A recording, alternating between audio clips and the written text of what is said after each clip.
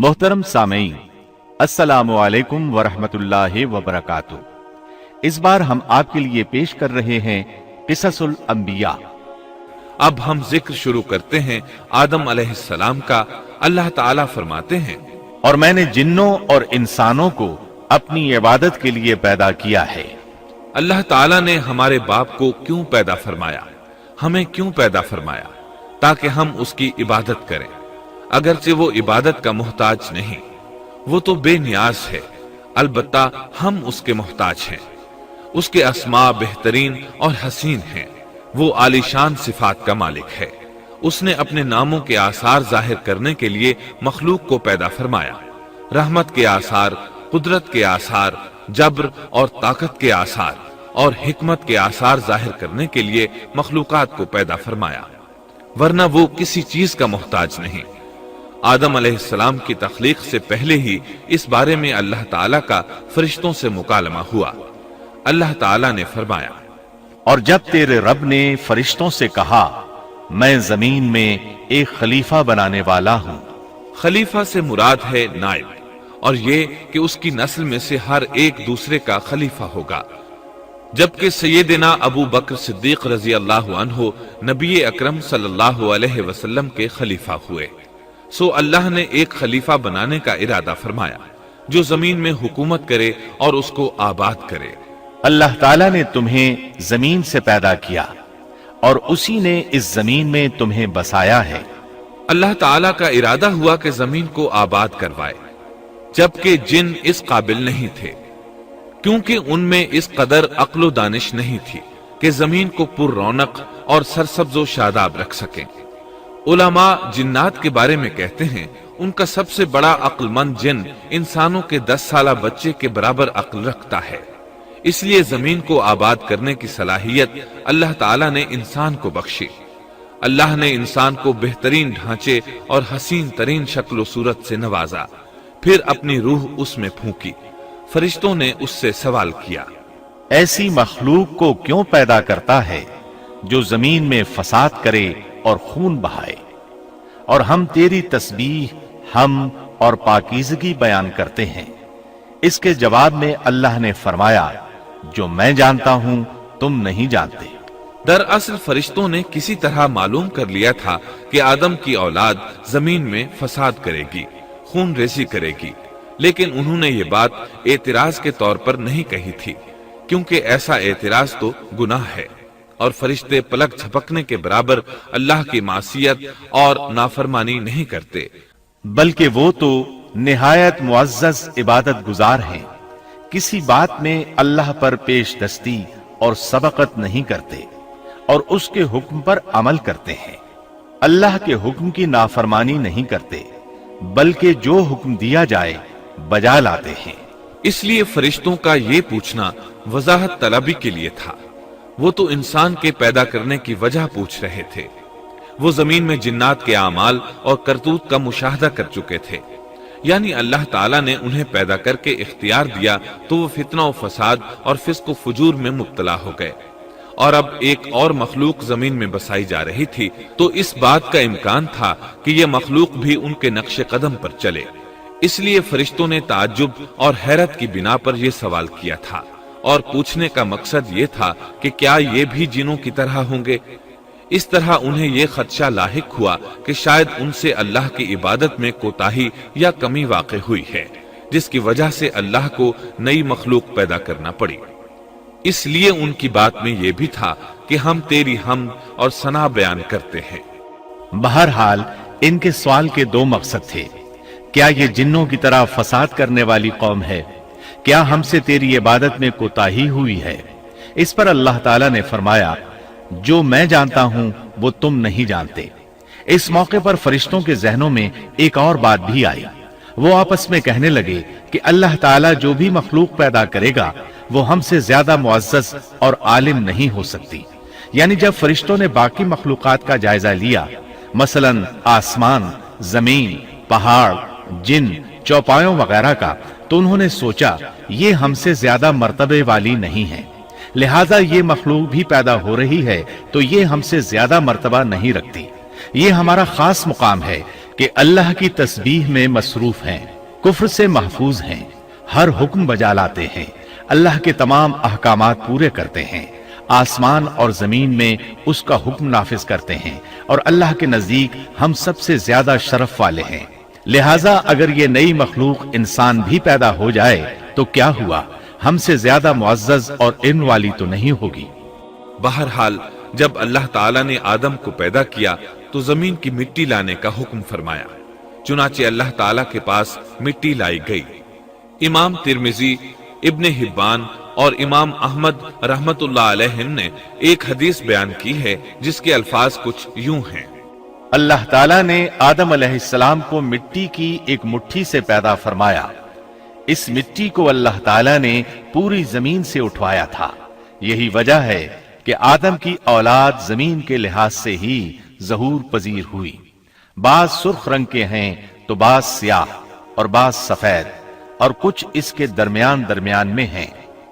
बाज नेक हैं, बाज खबीस और कुछ पाकीज़ा किस्म के हैं। इंसान की तख्लीक मिट्टी से शुरू हुई। इस मिट्टी को पानी से तर किया गया तो ये तीन बन गई। इसी वजह से कुरान मजीद की बाज आयात में तुराब का लफ्ज आया है। तुराब खुश्क मिट्टी को कहते हैं और बाज आयात में तीन का लफ्ज आया है। तीन तर और भीगी मिट्टी को कहते हैं। अल्लाह ताला फरमाते हैं खलक़हू मिन तुराब, यानी आदम को तुराब से पैदा किया गया। मिट्टी की आम हालत को तुराब कहते हैं। और फरमाया, जब आपके रब ने फरिश्तों से कहा कि मैं मिट्टी से बशर को पैदा करने वाला हूं, जब इस मिट्टी को पानी से ज्यादा भिगोया गया तो वो लेसदार होना शुरू हो गई। इसीलिए अल्लाह ताला ने फरमाया, हमने इंसान को लेसदार और चिपकने वाली मिट्टी से पैदा किया। फिर अल्लाह ताला ने अपने मुबारक हाथों से इंसान का ढांचा तैयार किया। अल्लाह ने फरमाया, खलक़तु बियदै, मैंने अपने दोनों हाथों से पैदा किया। अल्लाह ताला ने इंसान की खिलकत फरिश्तों के स्पुर्द न की, बल्कि बजाते खुद उसे तख्लीक के मराहिल से गुजारा और अपने हाथों से उसकी तस्वीर कशी की। अल्लाह ने इंसान को पहले एक मूर्ति की सूरत में ढाला, इसके बाद एक मुकर्रा मुद्दत तक छोड़े रखा, यहाँ तक कि गीली मिट्टी खुश्क हो गई और उसका रंग स्याह हो गया, बदबू आने लगी। फिर वो खनखनाती मिट्टी में बदल गई और आखिरकार आग पर पकी हुई मिट्टी यानी फखार ठीकरी की सूरत इख्तियार कर गई, जिससे मटके वगैरह तैयार किए जाते हैं। स्याह मिट्टी को हमाउन कहते हैं और बदबूदार को मसनून कहते हैं और खनखना कर बोलने वाली मिट्टी को सलसाल कहते हैं और ठीकरी की तरह की मिट्टी को अल फखार कहते हैं। मुख्तलिफ आयात में ये अल्फाज वारिद हुए हैं। हमने तुम्हें पैदा किया और फिर हम ही ने तुम्हारी सूरत बनाई और यकीनन हमने इंसान को खनखनाती खुश्क मिट्टी से पैदा किया जो कि बदबूदार और स्याह गारे से खुश्क हुई थी। अल्लाह ने इंसान को खनखनाती मिट्टी से पैदा किया जो कि ठीकरी की तरह थी। इन तमाम आयात करीमा में कोई तनाकुज, तारुज और इख्तिलाफ नहीं, इसलिए कि इन मुख्तलिफ आयात में इंसान को उसकी तख्लीक के मुख्तलिफ मराहिल की याद दहानी कराई गई है।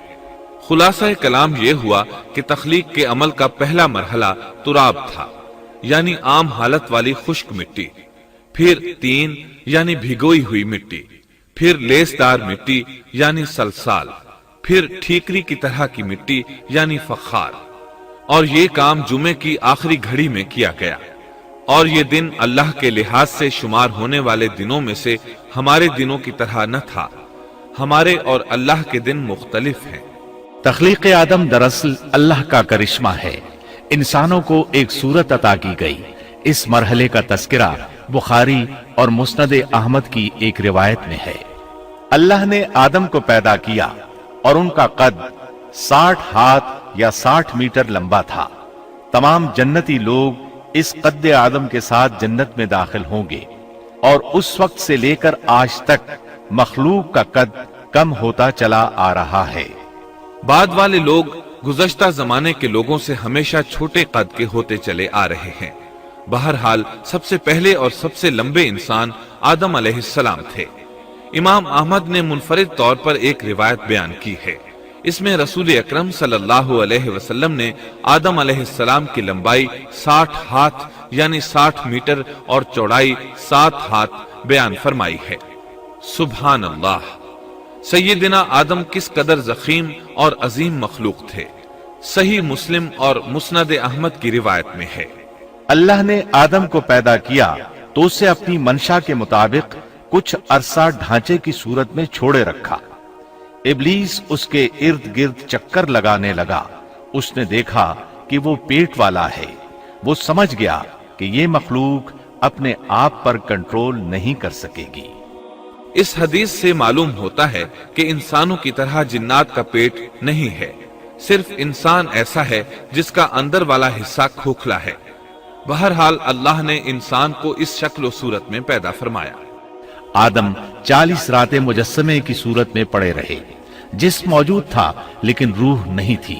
ابلیس آتا، اس ڈھانچے کو ٹھوکر لگاتا تو جسم سے ایسی آواز نکلتی جیسے خالی مٹکے پر ہاتھ مارنے سے نکلتی ہے۔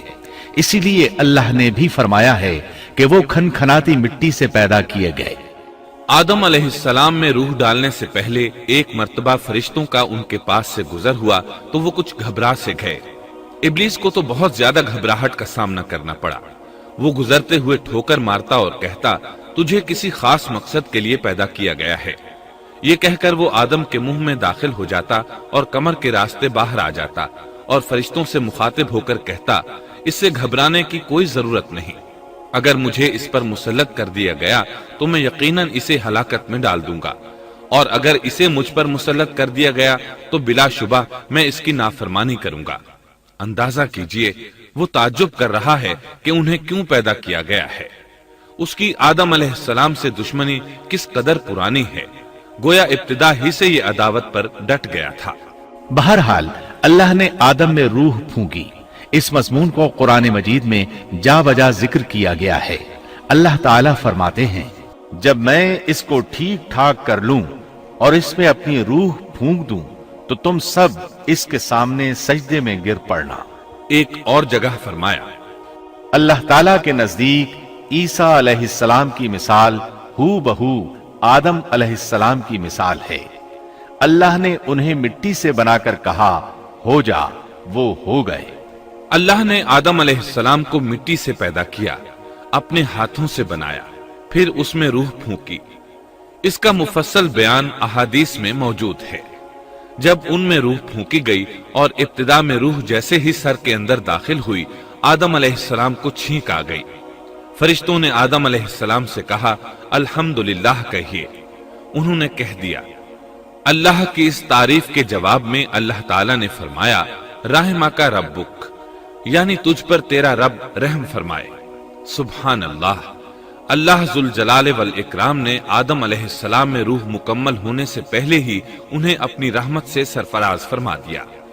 بہرحال جب روح ان کی آنکھوں میں داخل ہوئی اور انہوں نے جنت کے پھلوں کو دیکھا تو ان میں غور و فکر کرنے لگے۔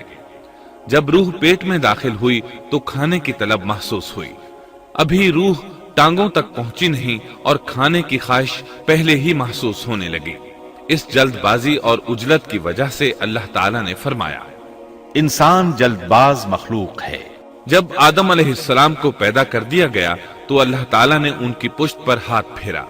ہاتھ پھیرتے ہی ان کی پشت سے قیامت تک پیدا ہونے والے انسان باہر نکل آئے۔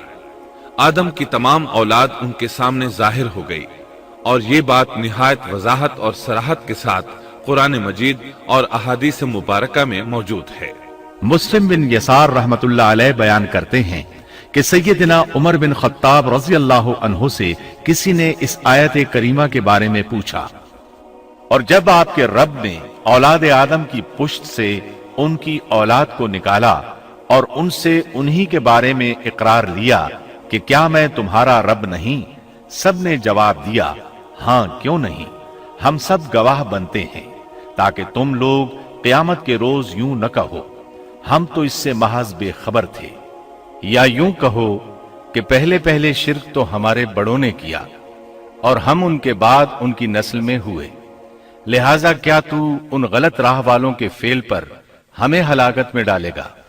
سیدنا عمر رضی اللہ عنہ نے اس شخص کے سوال کے جواب میں فرمایا، میں نے سنا ہے کہ رسول اللہ صلی اللہ علیہ وسلم فرما رہے تھے، اللہ نے آدم علیہ السلام کو پیدا کیا، پھر اپنے دائیں ہاتھ کو اس کی پشت پر پھیرا اور اس سے نسل انسانی کو باہر نکالا اور ان کی طرف اشارہ کر کے فرمایا، میں نے انہیں جنت کے لیے پیدا کیا ہے اور یہ جنت والوں کے اعمال کریں گے۔ پھر اپنے ہاتھ کو دوبارہ آدم علیہ السلام کی پشت پر پھیرا اور اس سے نسل انسانی کو باہر نکالا اور ان کی طرف اشارہ کر کے فرمایا، میں نے انہیں آگ کے لیے پیدا کیا ہے اور یہ آگ والوں کے اعمال کریں گے۔ اس پر ایک شخص نے نبی اکرم صلی اللہ علیہ وسلم سے سوال کیا، اے اللہ کے رسول صلی اللہ علیہ وسلم، تو پھر ہمارے اعمال کس حساب میں شمار ہوں گے؟ آپ نے جواب میں فرمایا، اللہ تعالیٰ جب کسی بندے کو جنت کے لیے پیدا کرتا ہے تو اس سے جنت والوں کے کام کرواتا ہے، حتیٰ کہ جنت والے اعمال میں سے ہی کسی عمل پر اس کا موت سے سامنا ہوتا ہے، اس وجہ سے اللہ اسے جنت میں داخل کرتا ہے۔ اور جب اللہ کسی بندے کو آگ کے لیے پیدا کرتا ہے تو اسے آگ والے اعمال پر لگا دیتا ہے، یہاں تک کہ وہ آگ والے اعمال میں سے کسی عمل پر مرتا ہے، اس کی وجہ سے اللہ اسے آگ میں داخل کر دیتا ہے۔ ہر شخص کے لیے اس کام میں آسانی پیدا کر دی جاتی ہے جس کے لیے وہ پیدا کیا گیا ہے۔ لیکن یہ بات ذہن میں ہر وقت موجود رہنی چاہیے کہ اللہ نے انسان کو اختیار دے رکھا ہے کہ وہ اپنی عقل اور فکر کی روشنی میں اللہ کے احکامات پر عمل پیرا ہو کر خود کو جنتی بنا لے، یا عقل کا درست استعمال نہ کرتے ہوئے شیطان کا پٹا گلے میں ڈال لے اور جہنم میں جگہ بنا لے۔ یہ تو اللہ نے انسان کو اختیار دے رکھا ہے، اس کی مرضی کہ جنت والے اعمال کرے یا جہنم والے۔ ہر انسان میں دونوں طرف جانے کی طاقت اور صلاحیت موجود ہے۔ اللہ نے انسان کو مجبور نہیں بنایا، البتہ ہر انسان کو جو بھی رویہ اختیار کرنا تھا اللہ کو اس کا علم تھا، اور اس کا علم برحق ہے، قطعی ہے، اس میں کوئی غلطی نہیں ہو سکتی، اس لیے اس نے اپنے علم کے مطابق تقدیر لکھ دی۔ اب ہم جو کچھ کرتے ہیں تقدیر سے مجبور ہو کر نہیں کرتے، بلکہ اپنے اختیار سے کرتے ہیں، اور چونکہ تقدیر بھی اللہ کے حکم سے لکھی گئی اس لیے اس میں بھی کوئی خطا واقع نہیں ہوتی۔ لہذا تقدیر کا یہ مطلب نہیں کہ انسان تقدیر کی بنا پر ہدایت ماننے یا نہ ماننے پر مجبور ہے، ایسی بات قطعاً نہیں۔ اور درست بات یہ ہے کہ تقدیر کا مسئلہ بہت زیادہ پیچیدہ ہے اور مشکل ترین مسائل میں سے ہے، یہاں اس کی تفصیل کا موقع نہیں۔ جب اللہ نے آدم علیہ السلام کو پیدا کر لیا اور اس میں اپنی روح پھونک دی تو فرشتوں کو حکم دیا کہ آدم کو سجدہ کریں۔ ابلیس ایک بہت نیک اور بزرگ جن تھا، اس نے کبھی اللہ کی نافرمانی نہیں کی تھی، اسی بنا پر وہ بلند مرتبہ پا کر فرشتوں میں شامل ہو چکا تھا، لیکن فرشتوں کی جنس سے قطعاً نہیں تھا۔